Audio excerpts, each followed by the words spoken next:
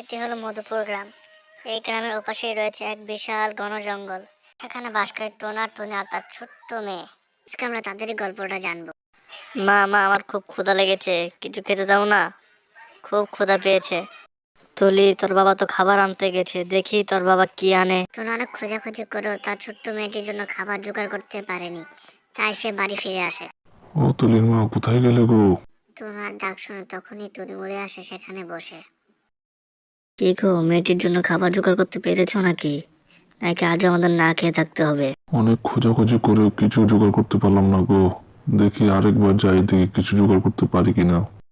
তখন টুনা আবার উড়ে গেল তার ছোট্ট মেয়েটির জন্য কিছু খাবার সংগ্রহ করার জন্য, যদি কিছু জোগাড় করতে পায়। ওই তো সামনে একটি ফল গাছ দেখা যাচ্ছে, দেখি সেখান থেকে কিছু ফল নিতে পারি কিনা। যখন টুনা ফল আনতে যায় তখন একটি পেতনি চলে আসে সেখানে। কে রে তুই, যে আমার আপেল গাছ থেকে আপেল চুরি করছিস? খাড়া, আমি আজ তোকে ধরে খাবো।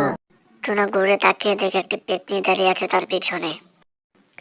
এই টুনা, তুই আমার আপেল চুরি করেছিস, আমি তোকে খেয়ে ফেলবো।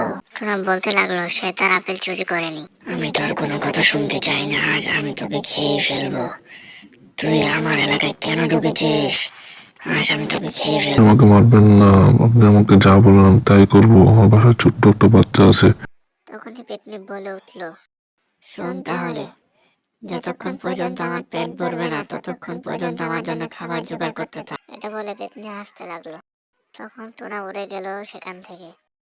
টুনা অনেক খোঁজাখুঁজি করেও খাবার জোগাড় করতে না পেরে সে চিন্তায় পড়ে যায় এবং সে তার বাবার কাছে যাওয়ার সিদ্ধান্ত নেয়।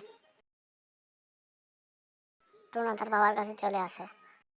বাবা, কোথায় তুমি? বাবা, এখানে আসো, তোমার খুব দরকার আমার। কিছুক্ষণ পরেই তার বাবা সেখানে চলে আসে।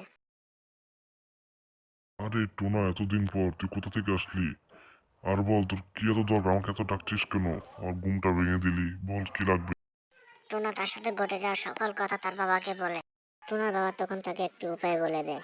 শোন তাহলে, যে আপেল গাছটি আছে না, সেই আপেল গাছটি থেকে একটা আপেল ছিঁড়ে তার দিকে ছুঁড়ে মারবি, দেখবি পেতনিটি মারা গেছে। এখন যা, এখন আমাকে ঘুমাতে দে, যা।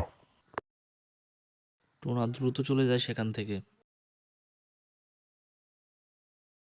টুনা পেতনি আসার আগে একটি আপেল ছিঁড়ে নেয়।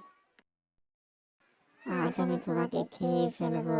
তোমার যত কিছুই নিয়ে আসুক না কেন, আমি আজ তোমাকেই খাবো। পেতনিজি, পেতনিজি, আমি না আপনার জন্য একটু বিশেষ ধরনের খাবার নিয়ে এসেছি, একটু খাবেন? দে দেখি খাই। আপেল ছুঁড়ে মারে পেতনির দিকে।